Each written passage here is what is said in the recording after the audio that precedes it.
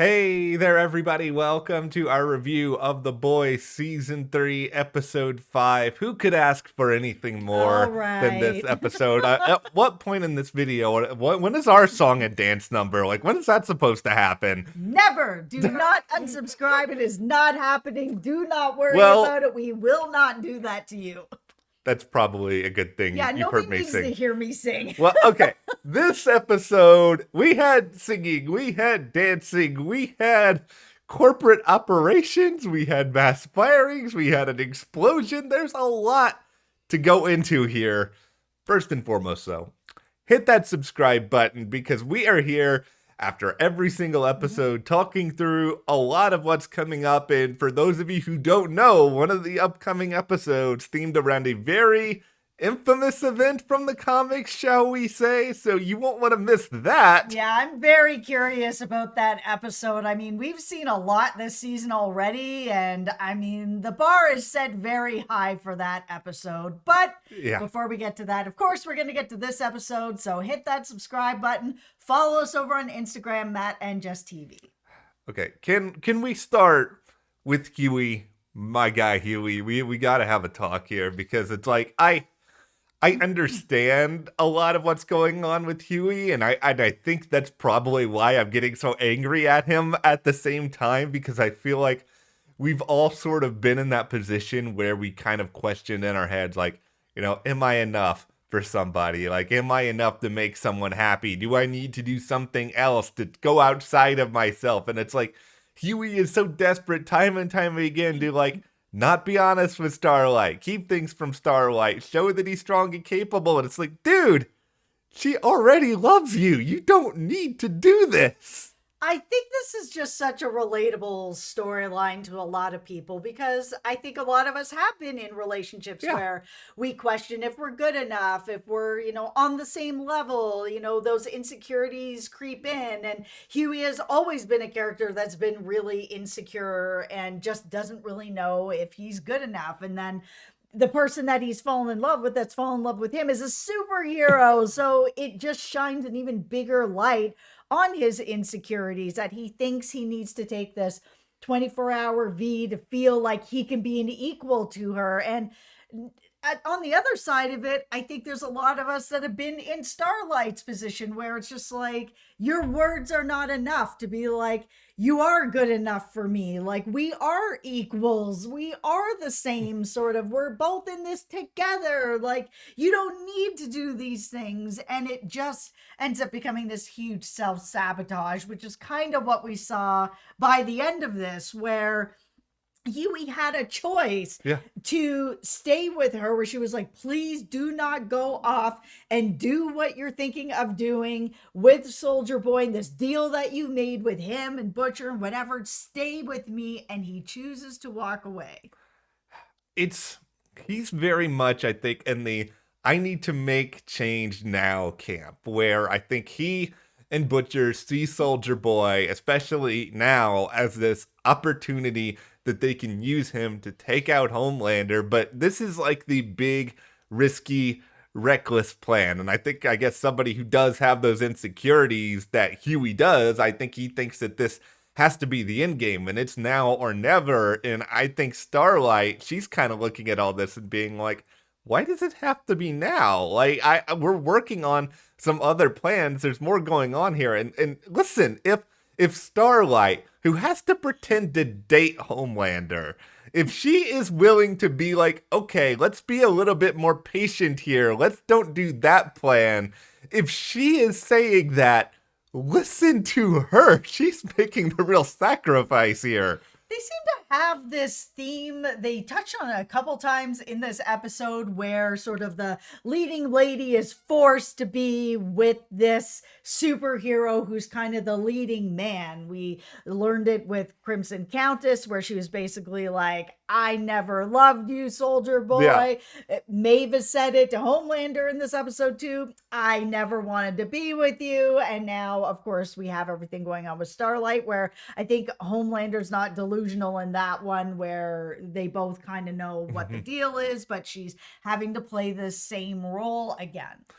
I feel like, and this is just my own theory on it, is that I think Starlight, at this point is really just thinking, okay, Homelander is now in this greater position of power than ever before. He's going to step in it. He's going to do something to cause even more problems. And if we do try to figure out a way to kill him with the help of Soldier Boy or someone else, like, we can take our time to do it. We don't need to hurry into something like this. You can get maybe some more allies on her side. I mean, the best case scenario for her is if the 7, I guess they're not really a full 7 anymore, RIP Supersonic, but if you can get some of these other people on board, you have strength in numbers. That goes a long way against Homelander. Yeah, I mean, especially for where Starlight is right now, because Queen Maeve in the wind. Yeah. Is she dead? Is she we all know she's not actually in rehab, but that's what they're saying, she's gone off to like a wellness camp kind of thing. But Yeah. I mean, is she dead? That's really kind of the question, because I mean, Starlight even asked that to Ashley, who was kind of like, Ashley, listen, Starlight is also head of the 7 now. You don't need to do this. I understand why she is, because Ashley is just terrified. That whole scene where they have the corporate meeting and like the one person, Maureen, who decides to like ask a reasonable question in this meeting, all of a sudden it is, how could you? I'm actually surprised that Homelander didn't kill her in that scene just to make sure that everyone stayed in line. Yeah, I kind of agree. I kind of thought that's where it was going to happen. I mean, it seems like they're all kind of terrified anyway. Yeah. The deep. Or should I just say deep? Saying your article adjective before your name all the time is exhausting. Okay, well, you decided you were going to fire pretty much the entire tech department because of like a couple of some bad tweets they made.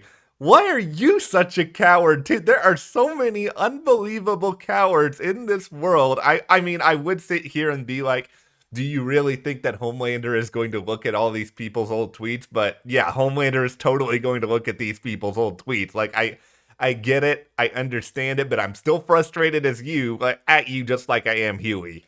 Okay, let's talk about everything that's going on with Soldier Boy. So Soldier Boy shows up at Crimson Countess and he's got some beef with her because he feels that the Russians paid her off to send him off to be, go through everything that he went through. All this, we'll call it testing, but I mean, it really wasn't. And she is very honest with him, even though she knows she's going to end up getting killed for it, where she was just like, they didn't pay me. I just hate you and you had to go, which was a really difficult scene to watch. You saw that it broke him because he was just like, I thought you were going to come and save me. Like, I waited on it. I loved you. Like, I really thought you loved me. And it's just shows sort of how delusional he was back then to not really understand the not depth of their relationship and where it really was. I guess it's just that when you are so narcissistic and so in love with yourself, we see this with Homelander too. I think for a while you just sort of assume, okay, everyone must love me because what's there not to love? Look at me, I'm a strapping guy. I'm played by Jensen Ackles. There's a lot of things that are going for me. So I think Soldier Boy, he gets so stuck on that, and yeah, it puts him in a situation where, of course, number one, everything happened to him with the Russians, and number two, he gets to this scene where this confession happens, and then just really all you know what breaks loose.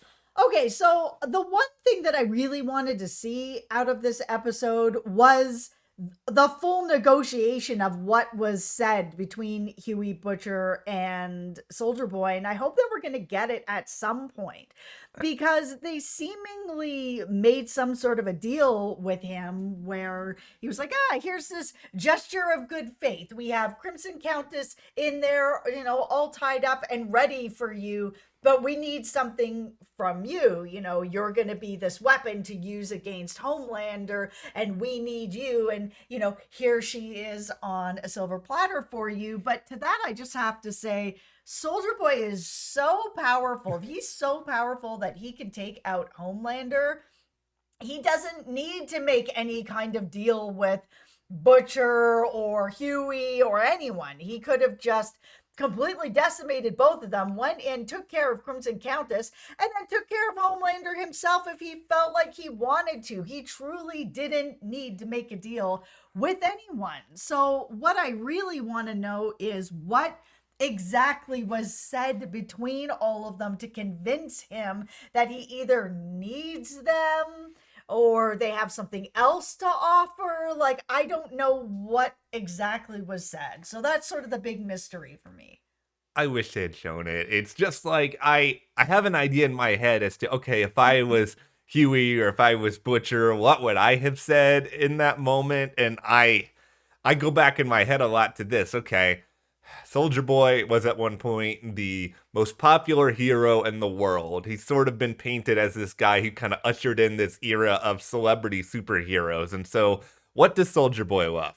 He's a big fan of Soldier Boy. So I think you go to him and you sort of say, here's this other dude, Homelander. He is the number one soup out there. He is powerful. He is dangerous. He is like devouring all of this attention towards him. You will never be what you once were if this guy is still in the picture. He's doing bad things and he's letting the public know that he's doing them now, and that will paint a bad reflection on you and every other soup.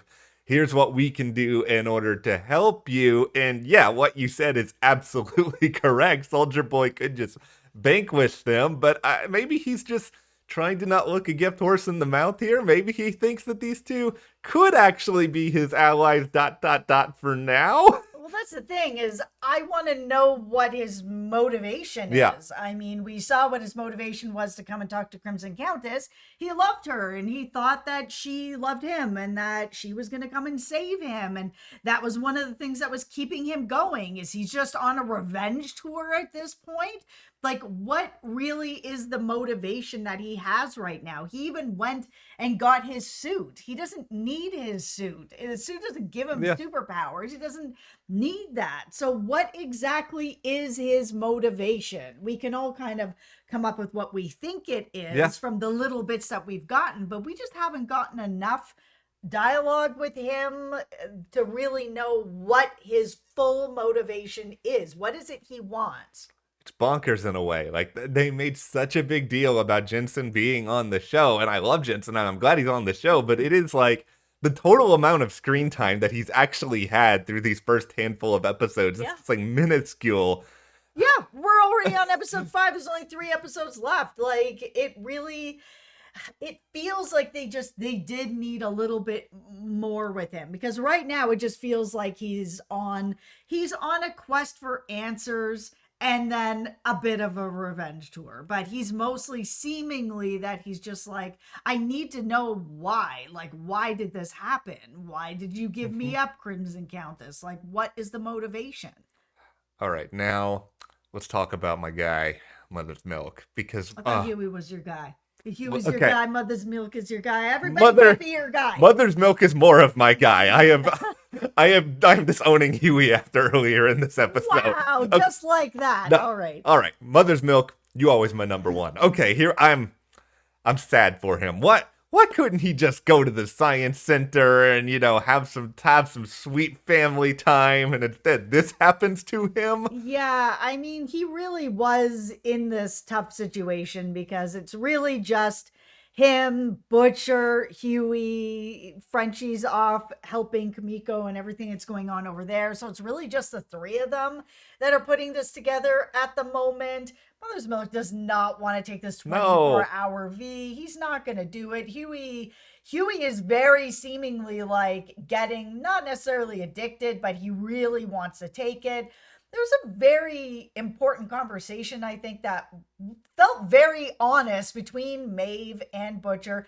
Who hooked up? Who saw that coming? I think kind of all of us. It was kind of on the horizon there, but he really did say, I've done this, I've done this, I've done this. I've never really done anything like this 24-hour V, and I hate it. And I actually believe him in a lot of ways, because he explained it so plainly. He's just like, listen, it brings out really the worst in a lot of people, brings it to the surface. It makes it so huge and big and powerful and overwhelming that it just really makes you kind of hate yourself, which makes sense then when you look at a lot of the superheroes that are dealing with that. The thing that they hate about themselves the most is really at the surface, and you see Yeah. Homelander facing that, the Deep faces that, Kimiko's been facing that, and now she's like, hey, my superpowers are gone. She has the biggest smile you ever seen. I think I just wonder with Butcher at this point if he just feels on some level pathetic, because I think Huey takes joy in this idea that, oh, I can finally save Starlight. I can be sort of the hero for the change. And I think Butcher is sort of looking at this and being like, I need these powers because I need to be able to take out Homelander. This is something I have to do. This is my means to an end. But I think he sort of hates this idea that I'm not enough without them. And so I finally stooped to this level. Look at me. Look at how just like pathetic I am in a way. To the point where he's also like, Mother's Milk, I need you to get on my level. If I'm doing this to myself, you have to do this to yourself. Instead, he ends up drugging Mother's Milk, which ends up having him unable to do anything. He's, they're at the Crimson Countess. They're waiting for Soldier Boy to show up. Mother's Milk is passing out. He's able to finally sort of see Soldier Boy before he passes out. Yeah. I mean, he's never gonna forgive Butcher for this. Like, truly, really, this is he gave up going to the science center Yeah. with his kid because he felt like he needed to be there to confront everything with Soldier Boy, and nothing. It's just taken. If I'm Mother's Milk, I'm out. Like, I'm not working with Butcher No. anymore. I'm not working, maybe you can go and be like the Boys 2.0 if you could get Kimiko and, get Frenchie on board with something once she starts to recover. But, like, I am not. It's one thing to be like Butcher is, this hard dude who keeps everybody in line and keeps them focused on some sort of goal. But it's like once you get to the point where you're betraying somebody and you're taking away an opportunity to sort of heal a trauma, it is just like a step too far. And I am so curious what Mother Smoke's going to do after this. Yeah, I think Butcher probably assumes that there will be another chance down the road for Mother's Milk to get what he needs, but not before Butcher gets what he needs.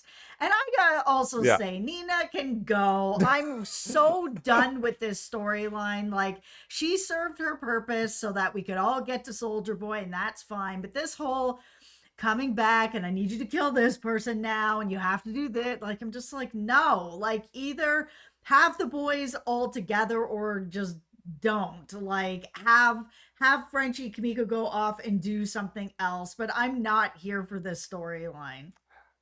Controversial opinion 18 minutes in. I'm not there for that storyline, but I like the song and dance number. I know I can see the commenters already being like, get that out of here, that was stupid. But you know what? This is a show where you could do things like this. And also, I just liked seeing her so happy. Like, is that so wrong to just see her have a good time? I was okay with the way that they put this together. I am one of those people that typically I'm just like, get this dance number out of here, like American Horror Story Asylum. I was boy. like, come on. Like, no.